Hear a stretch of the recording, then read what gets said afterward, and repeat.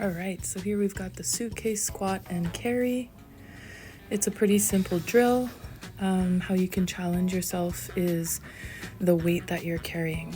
So the heavier the weight, the harder it will be for your grip strength, but also for you to maintain that posture in your core, in your back, and to carry that weight strong beside you. As I'm doing this, I am switching hands in each direction, but for an added challenge, you can keep it in the same hand there and back to add challenge until you drop the weight. That's an option to challenge yourself. There are some considerations. So for me, given that it's my 6th month of pregnancy, I'm having to worry about, or consider, not worry, but consider my hernia. So the pressure typically comes out the front, and so my breathing has to be really on point as I'm carrying.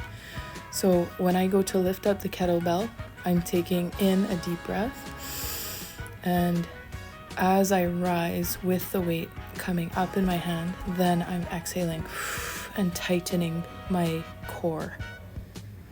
So here I'm trying to keep my core strong and pulling my belly button into my spine.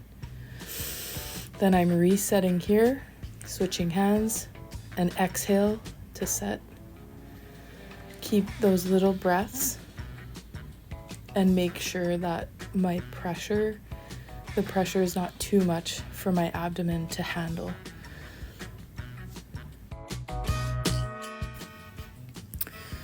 Another thing to consider is pelvic floor. So as you're going through this, take note if it's too much pressure in either your abdomen and that the pressure is coming outward in front, or if it's pushing below, then make the adjustments necessary. Either less weight in your hand, less time carrying it, or less distance. And if everything is feeling good and you've tried the weight, then challenge yourself to go higher in weight for your grip strength. Challenge yourself by going a longer distance with the same hand, or longer time, more laps. So those are 3 ways that you can increase the challenge.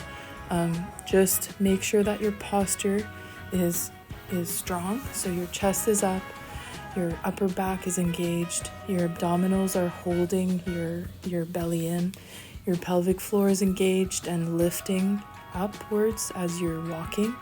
So if everything is feeling good and is looking good and there's no symptoms, then keep challenging yourself and go up higher in weight.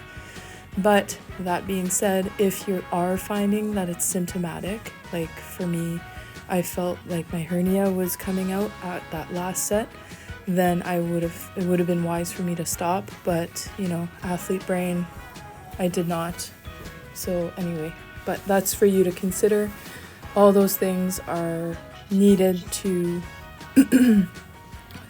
just adjust as you go on. It's okay to challenge yourself, but also just take notes of what it is. Good job.